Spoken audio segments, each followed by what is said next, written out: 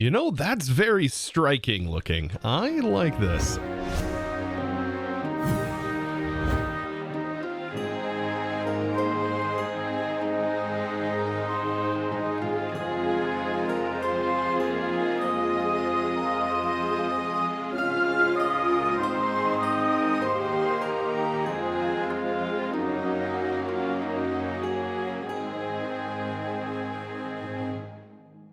So today is World Download Day. It is episode 10, and every 10 episodes, I try my best to provide a world download for you guys.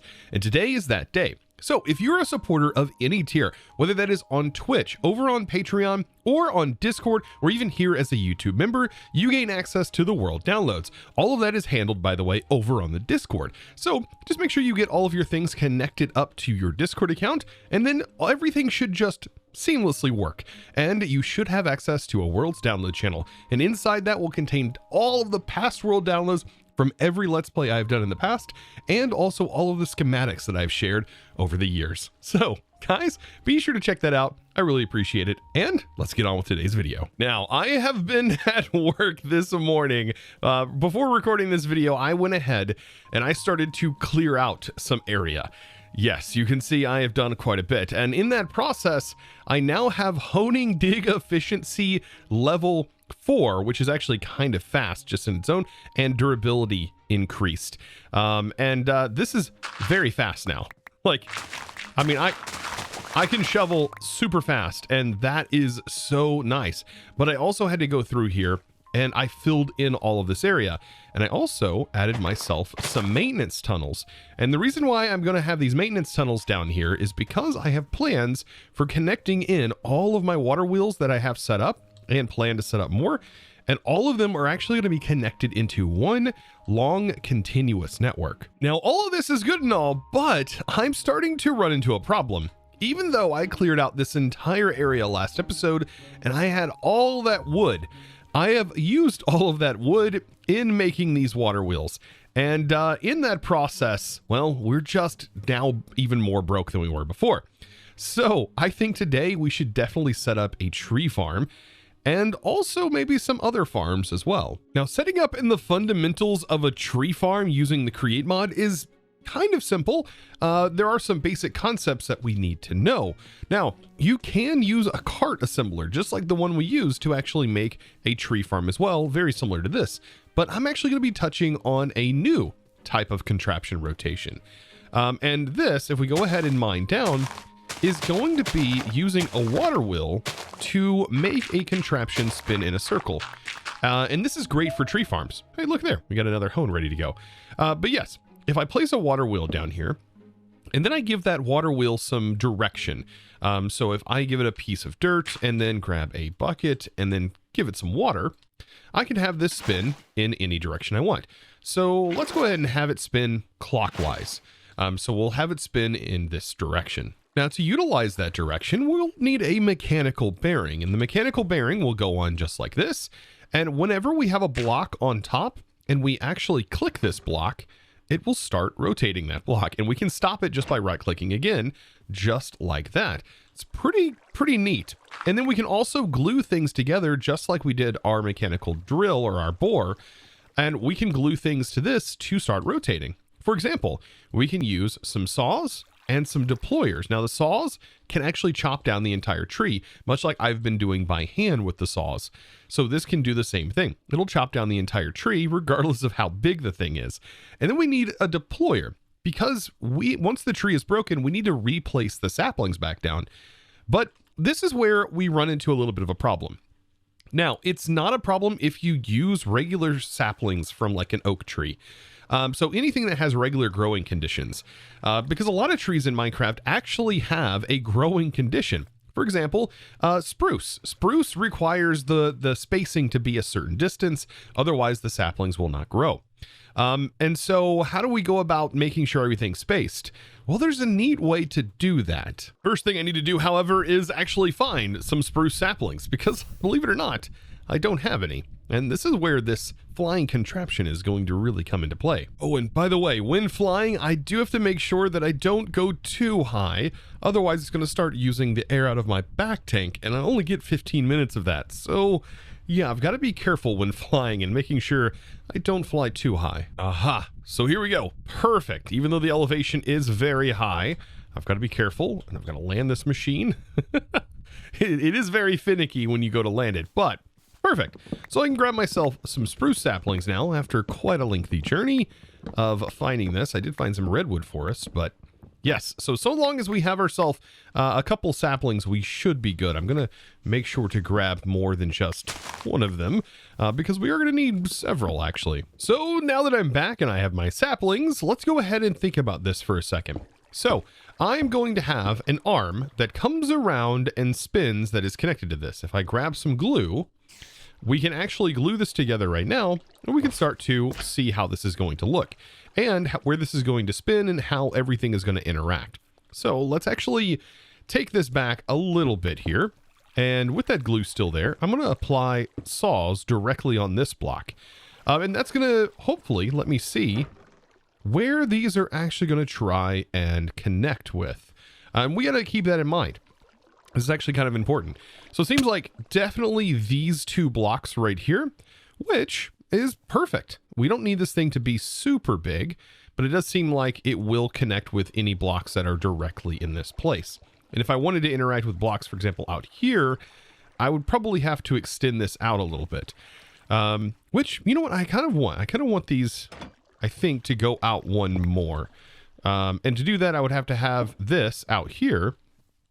And I would actually need a block in between, and that would just reconnect this whole thing. And then I can start to see, okay, well, this actually perfectly aligns with this area right here. And let's go ahead and take our saplings, right? And so this right here would be where a tree would be at, and then we would have another tree, for example, right here. But how do we get the deployers to place the saplings just like this? And that's that trick I was talking about. Let me show you. Now, I think I've changed my mind on the location. Instead of placing it right here, which I believe the deployers won't do, I'm going to place it out here, just like this. So 2 blocks away from the center location. And so how am I going to get this to place those? Well, these can actually use schematics, believe it or not. And so I can actually define this with a schematic. Let's go ahead and place a block right here in the center. And then I know I'm going to need these saplings outlined 2 blocks away, just like this. And if I'm quick enough about this, we should be able to create ourselves a schematic just by placing a block here and then placing a block, making sure everything's lined up right here. I'm going to create myself a new schematic, and this schematic is going to be called spruce saplings. So once we have the schematic defined, we'll just break those blocks and we'll say spruce saps. Perfect. Okay, so now I have a spruce sapling schematic, and we know exactly the position where we want them lined up. So we can go into our schematic table, select spruce saps, and load it. And then we can select the location. So I'm going to place it right here, check everything, make sure everything looks good. It looks like it's in the appropriate location. Perfect. And then we just simply put it into the filter.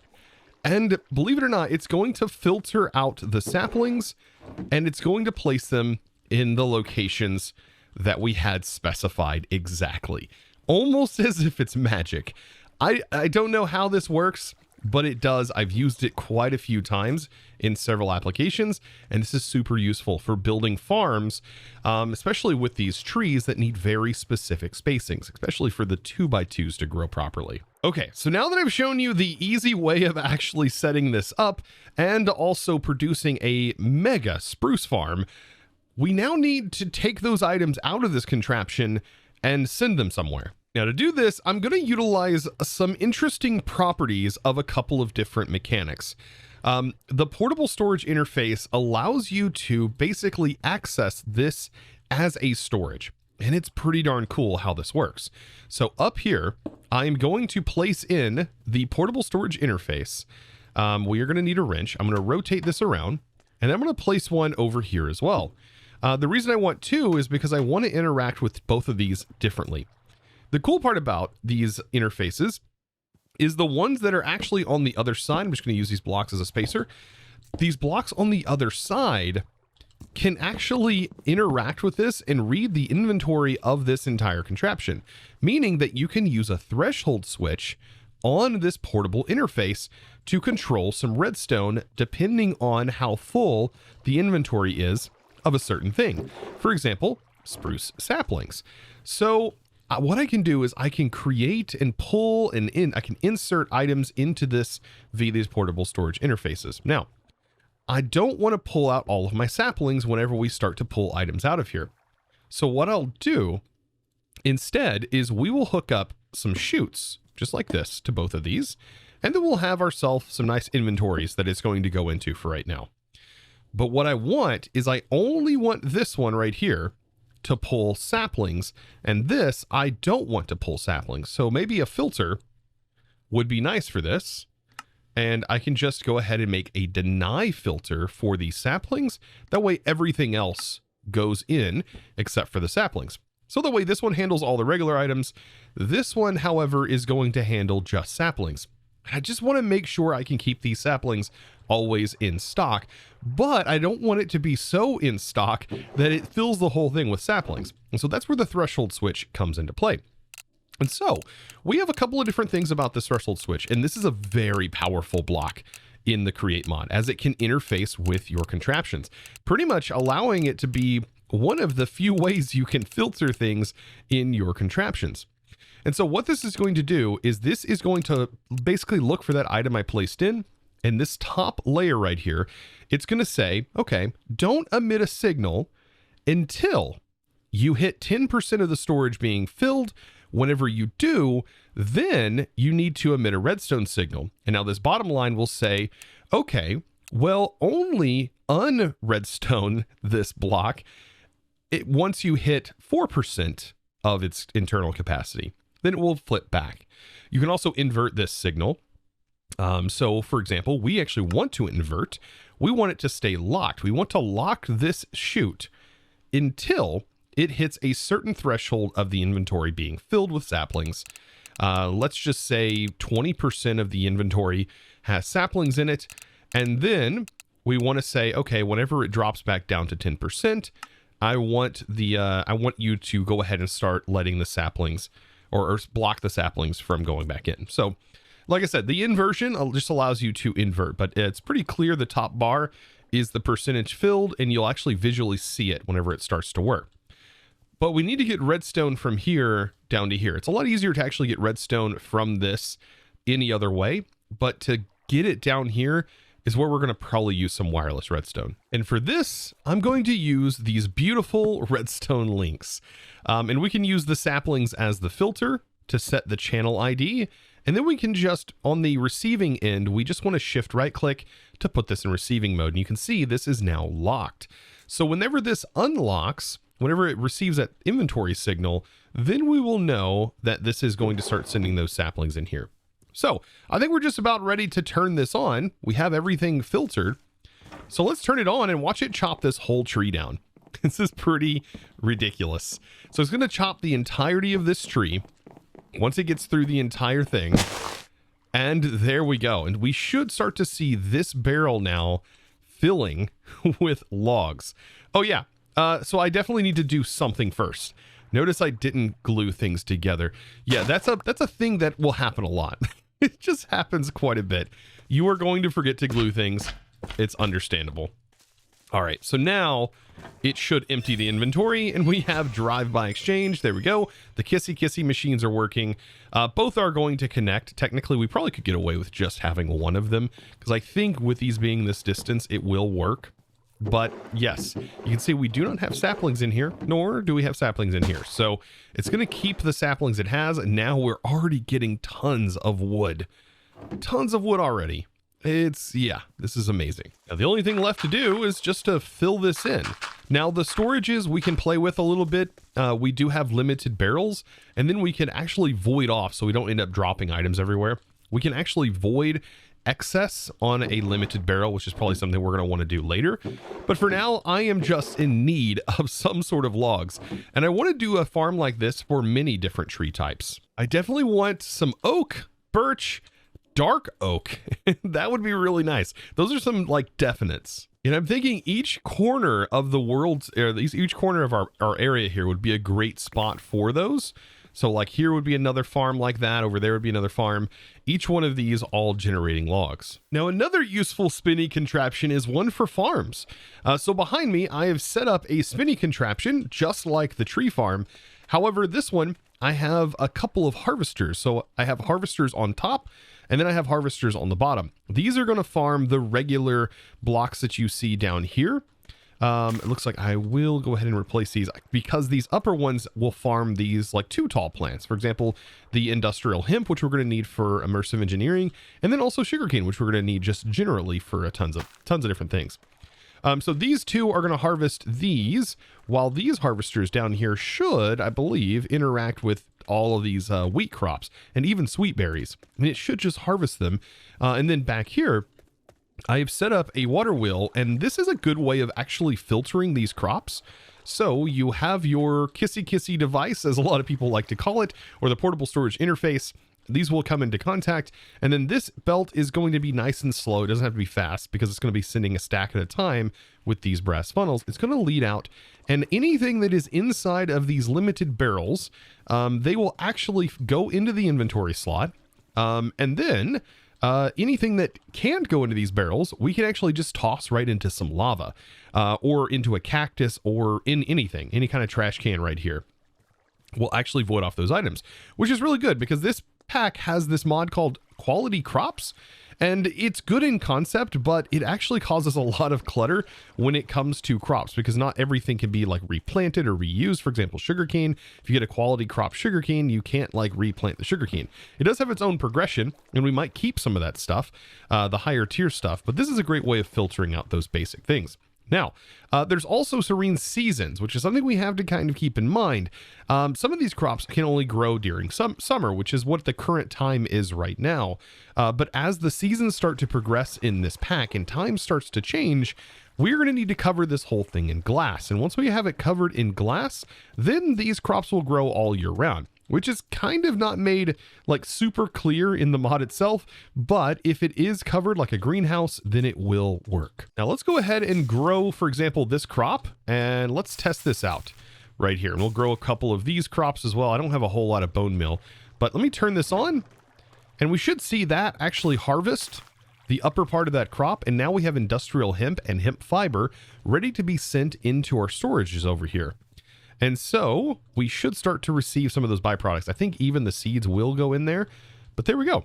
And this will automatically sort for us. I will be pulling out the quality crop stuff from here, however, and making sure that we have our normal crops at least going in first. Now there is another farm that we need as soon as possible, and that is the kelp farm. So I actually want to design a really nice looking kelp farm. So I have this area set up here, and I have my harvesters, and I think what I'm going to do is I'm just going to connect the harvesters with trap doors.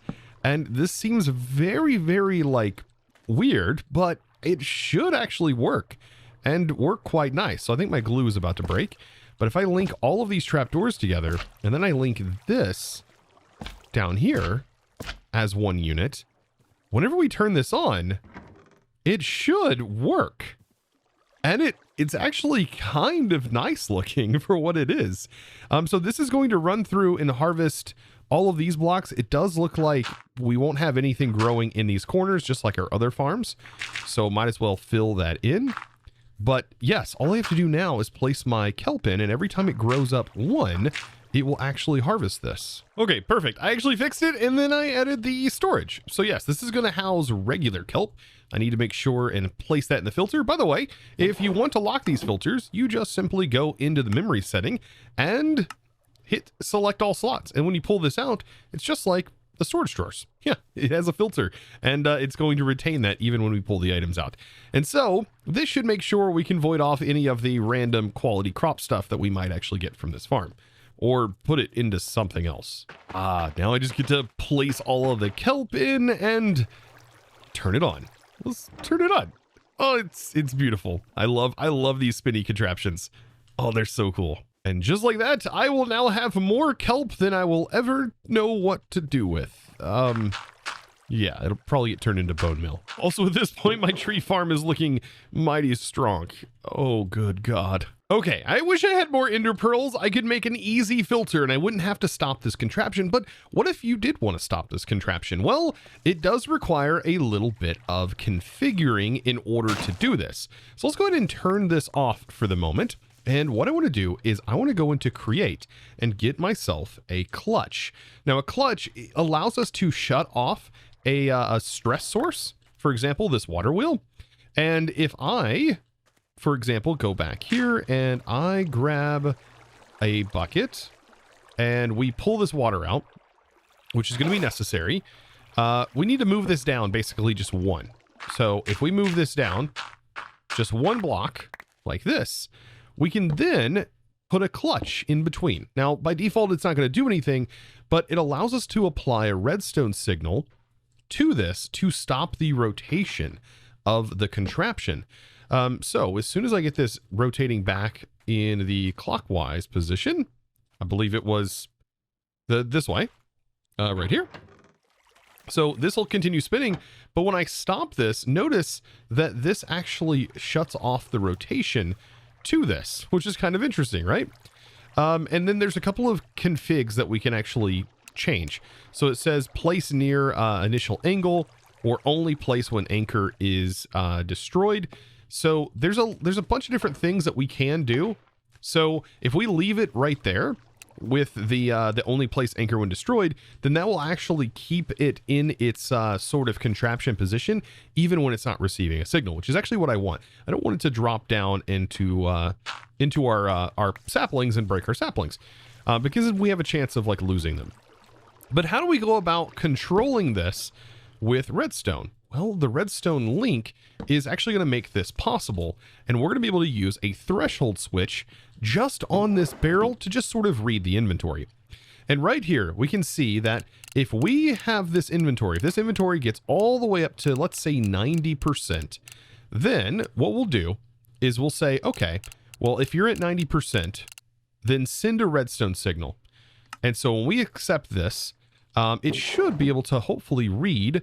And once it gets to 90, then it will send a redstone signal. And that's perfect. We want the redstone signal. And we want that redstone signal to be sent over here. And I'm just going to use logs, spruce logs, as my filter. And I'm going to filter this one as well. And then put this one in receiving mode by just simply holding down Control and right-clicking. Perfect.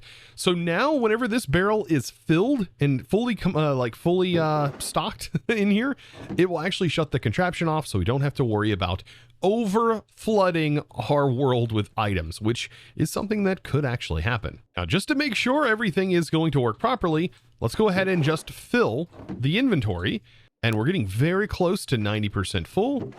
And as soon as we do hit that 90%, which we are right there, this whole thing should shut off.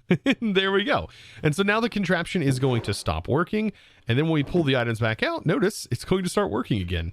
Oh, this is kind of cool. So I'm starting to concept ideas here. And this is a lot harder in this particular pack because the lack of ore excavation does make it harder to tear down things if you do mess up. So I have to be a little bit more intricate, a little bit more deliberate in where I place everything.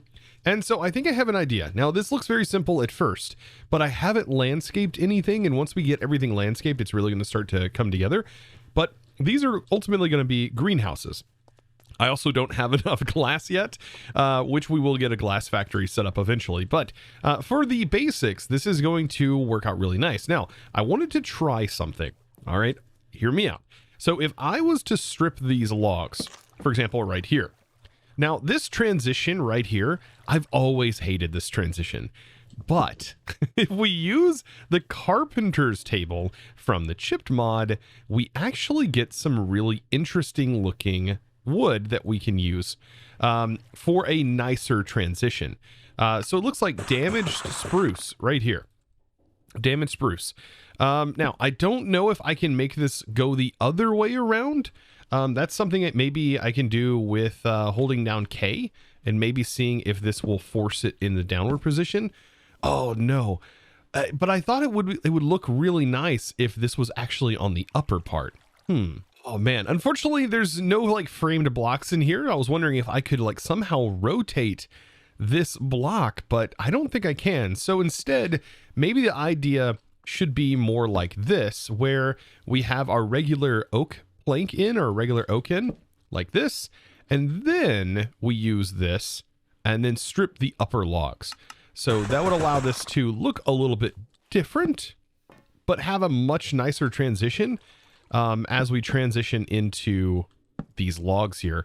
Yeah, I feel like that transition is so much better than anything I've seen. So yeah, that could work. That'll definitely give these a lot more character, and I can sort of vary where this actually happens at in the logs. And one of the big things that I can say about building is just taking a look at all of the materials that you have available to you at the moment and going, where can I put this? Just the more random things that you have in a build really makes it come to life.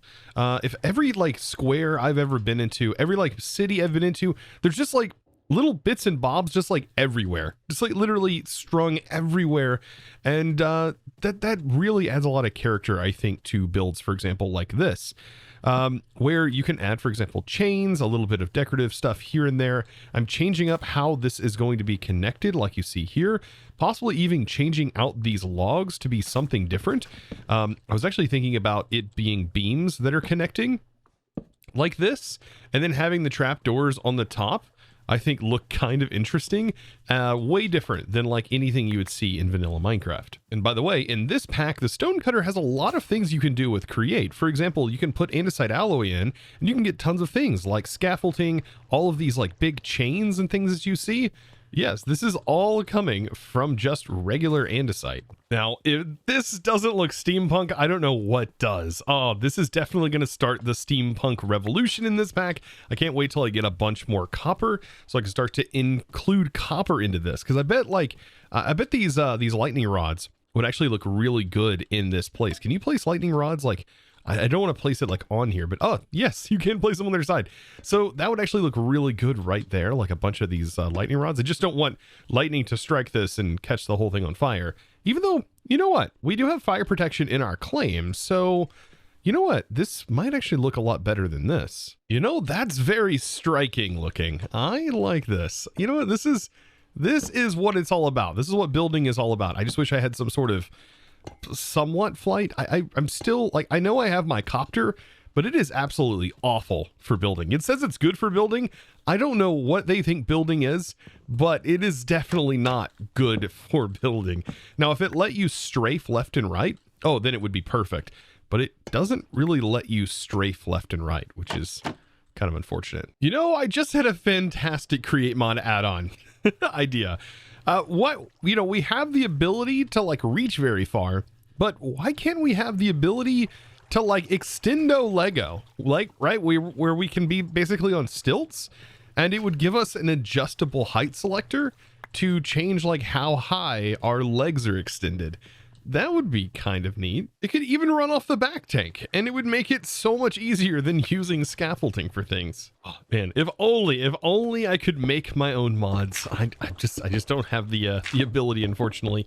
All right, anyways, I am working on adding in the path, and this is where the trowel is a fantastic tool. It was amazing for helping us build our wall, but it's going to be even better for placing down paths.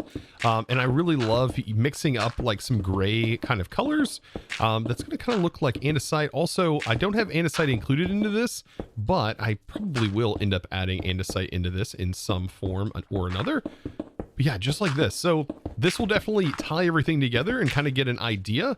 And that's kind of what I'm doing. I'm brainstorming ideas right now for what the interior of this area is going to look like, this whole wall here. And this is definitely going to get reworked. It's probably going to get exchanged with spruce and be in this same sort of fashion. But the inner sections here, I did mark this out. I have a plan for like structures and like buildings. I mean, because I'm going to need a place to pretty much house like all kinds of different contraptions and factories that are producing resources for us. And let me tell you, create sometimes, depending on the setups, are just not the prettiest things in the world. Some might say that these rotating contraptions look like the goofiest thing, but I don't know. It all depends, I guess, on your taste. But some things I definitely am going to want to cover, and I'm going to want to cover them inside of some sort of factory buildings. And not only that, we have Create, but we also have Immersive Engineering, which is also another mod in here that just takes a ton of space to set up the factories for. Now, with all of the detail and kind of some equipment actually moved into the build here, this selection looks really good. Even though it's like kind of cluttered, it almost has that really nice homey feel. You know, homes can be cluttered sometimes, and it just kind of sometimes feels nice and warm, kind of like a, you know, grandma's house, that kind of warm feeling. That's what I want to try to achieve while also being steampunk. It's going to take a little bit to do all of this, as this is just one small build, and it took me several hours just to kind of concept and put everything together. But also, I do plan on adding glass into this, right? Because this farm is going to need glass, technically, functionality-wise, is going to need it. And also, well, this one doesn't actually need it, but we can set up mini farms. So I'm going to hopefully have all of these areas also filled in and potentially done in a very similar manner. And if I build them all out by hand, then they are all going to have their own unique feel as I walk through this courtyard. And so with that, I hope you guys enjoyed today's episode. Hopefully you did learn something new. Maybe you learned a tip or two about building and all kinds of fun stuff involving that, and or about these contraptions, as there's a lot of cool ways that you can manipulate them to doing the things that you want to do.